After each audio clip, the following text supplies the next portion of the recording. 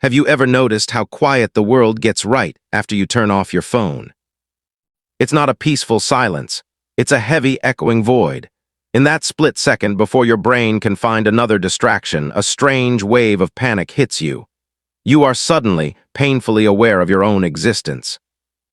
We live in the most connected era in human history, yet we are drowning in an ocean of isolation. We are a generation of professional overthinkers, hyperstimulated yet emotionally starved, standing on the edge of a quiet, collective collapse. But how did we get here? And more importantly, why do we keep choosing to stay? Phase I, the digital anesthetic. Consider the modern morning ritual. You wake up. Before your eyes can fully adjust to the morning light, your hand reaches out. It's an involuntary reflex like breathing. You grab your phone. Within 90 seconds, you have consumed the opinions of strangers, witnessed a tragedy across the globe, and compared your unbrushed teeth to someone else's curated paradise. Psychologists call this anticipatory dopamine foraging. You aren't looking for anything specific. You are searching for a chemical band-aid to numb the friction of waking up to reality. The paradox of the modern mind is simple. We use noise to cure our loneliness, but the noise is exactly what keeps us isolated. When you sit in a room alone with your thoughts, your brain activates a network called the default mode network. This is the birthplace of creativity, self-reflection, and deep identity. But for a mind addicted to the constant, rapid-fire drip of algorithms, this sudden quiet feels like a threat. It feels like boredom. And in the 21st century, we have been conditioned to treat boredom not as a natural human state, but as a psychological emergency. So we medicate it. We scroll. We scroll until our thumbs ache and our eyes burn, using the digital glow as an anesthetic to numb the terrifying question: who am I when the screen goes dark? Phase II, the architecture of loneliness. There is a distinct difference between being alone and being lonely. Solitude is a choice. Loneliness is a prison. Modern society has built a highly efficient engine for producing isolation, disguised as convenience. We order food through apps so we don't have to speak to a cashier. We text instead of calling because a voice requires real-time emotional investment. We have optimized human friction out of our lives, forgetting that human friction is exactly where connection is born. Think about the last time you felt truly lonely in a crowded room or while looking at a group chat. That is because your brain recognizes a harsh biological truth. Virtual presence is an illusion. For hundreds of thousands of years, human survival depended on tribal connection, on reading microexpressions, feeling the warmth of a shared space, and hearing the cadence of a voice. When we replace that with text on a screen, our primitive brain registers a subtle, constant state of danger. It senses that we are cast out from the tribe. The result, a low-humming, chronic anxiety, a feeling that you are constantly performing for an audience that doesn't actually see you. Phase III, the mirage of purpose.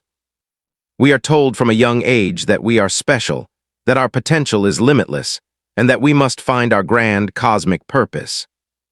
But this narrative has created a profound existential crisis. When every influencer, entrepreneur, and digital nomad is screaming about living their best life, the ordinary rhythm of human existence begins to look like a failure. If you aren't monetizing your hobby, optimizing your sleep, or building an empire, you are falling behind. This is the trap of hyperindividualism. It turns life from a shared experience into a competitive sport. Let us look at a real, quiet tragedy that plays out every single night.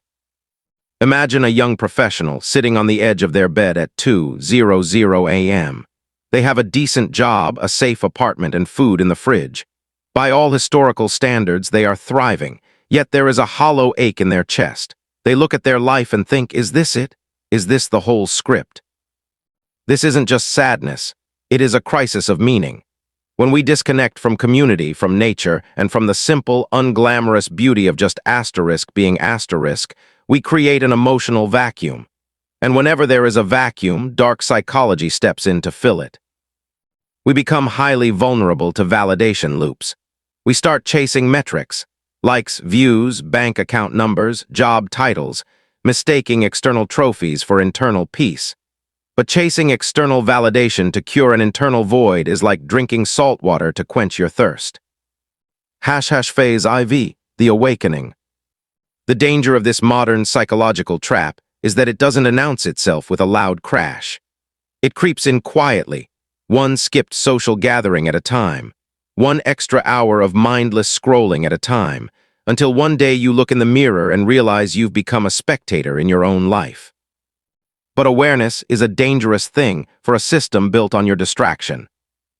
The moment you realize that your anxiety, your overthinking, and your loneliness are not personal defects, but predictable reactions to an unnatural environment, the illusion begins to shatter. To heal, we have to willingly step into the discomfort of the quiet. It means letting the phone ring out. It means sitting with a difficult emotion without reaching for a digital pacifier. It means accepting that an ordinary life, lived with deep presence and genuine connection, is not a failure. It is a masterpiece. The aftershock. Look at your hand right now. Think about the device you are using to watch this. It is a portal to everything, yet it holds nothing tangible. The next time you feel that familiar, restless urge to escape your own mind, try an experiment. Put the screen face down. Sit there. Let the silence rush back into the room. It will feel uncomfortable at first. Your brain will scream for input. But if you wait, if you breathe through that initial panic, you will find something incredible waiting for you on the other side of the noise. You will find yourself. The world is waiting for you to come back to it. Don't let a screen buy out the only life you will ever have.